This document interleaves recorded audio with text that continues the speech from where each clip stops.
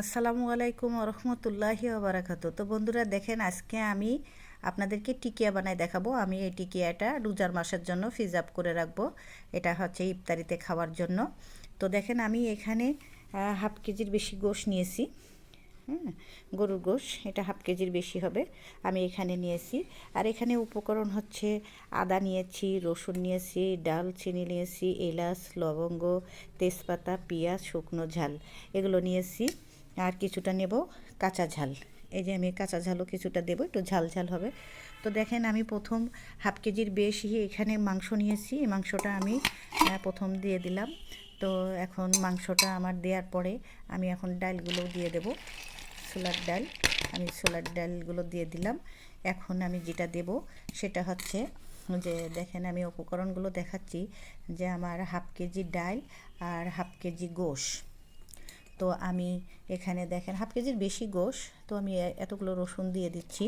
তো দেখেন, আর এদিকে দেখেন ঝাল, শুকনো ঝাল দিয়ে দিলাম কিছুটা।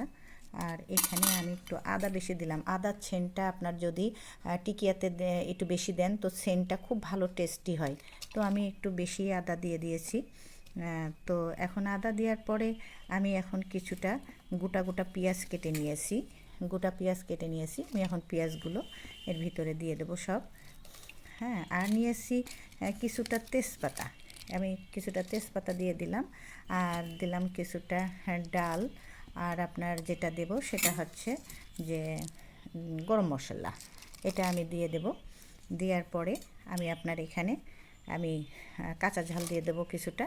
আর দেবো স্বাদ মতো লবণ, আর একটু হলুদ দিয়ে এটা আমি এখন সিদ্ধ দিয়ে দেবো। তো দেখতে থাকুন আমি কিভাবে টিকিয়া বানাই, আপনাদেরকে আজকে দেখাবো। তো আমার সাথেই থাকুন। তো বন্ধুরা দেখেন, আমার এটা সিদ্ধ হয়ে গেছে। আমি এখন এইটা সব কিছু দিয়ে আমি এখন ব্লেন্ডার করব। ব্লেন্ডার করে আমি এটা টিকিয়া বানাবো। তো আমার এটা সিদ্ধ হয়ে গেছে। তো আমি আপনাদেরকে দেখালাম যে আমি কেমনভাবে, দেখেন শুকনো শুকনোভাবে আমি এটা সিদ্ধ করেছি। এতে কোনো রস নাই, আর এটা রস থাকবেও না। এটা আমি এখন ব্লেন্ডারে দিয়ে ব্লেন্ড করে নেব। নিয়ে আমি মেন প্রসেসিংয়ে চলে যাব যে কিভাবে আমি টিকিয়াগুলো বানাই, এটাই আপনাদেরকে আজকে দেখাবো। তো দেখেন বন্ধুরা, আমি এটা শিলে ব্লেন্ড করে নিচ্ছি। আর এদিকে আমি যেরকম মিহিন করে করে এরকম বেটে নিচ্ছি।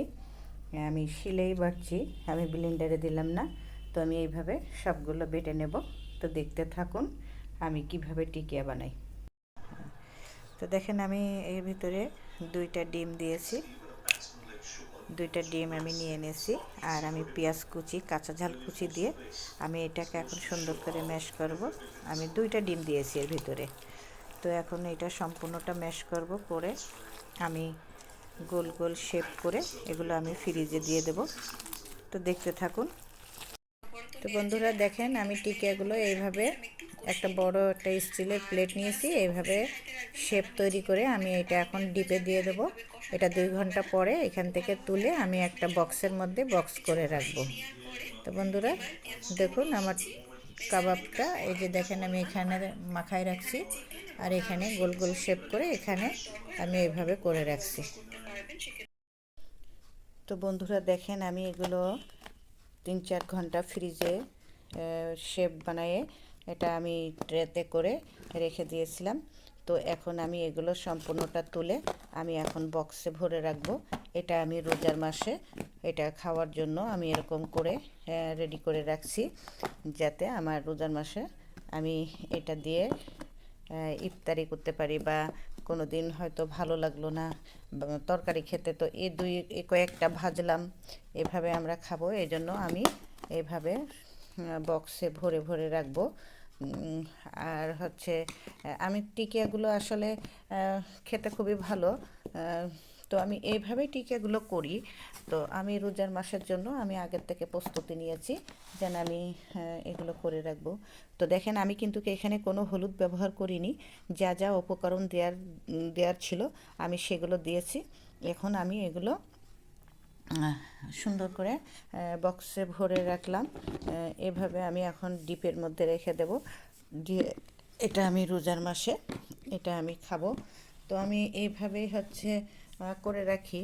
তো যদি আপনাদের ভালো লেগে থাকে তো লাইক শেয়ার কমেন্ট করে দিয়েন। আর এভাবে আপনারা করবেন, করে এভাবে রেখে রেখে খাবেন, দেখবেন অনেক ভালো লাগবে। কোনো মেহমান আসলো, আপনি এখান থেকে যে কয় পিসের দরকার আপনি তুলে এটা ভেজে দিলেন, একটা মেহমানদারি হয়ে গেল। তো বন্ধুরা এইভাবেই আমি টিকিয়া করে রাখি। আর এভাবে হচ্ছে আপনারা রোজার মাসের জন্য যদি করতে চান এভাবে করে রাখবেন।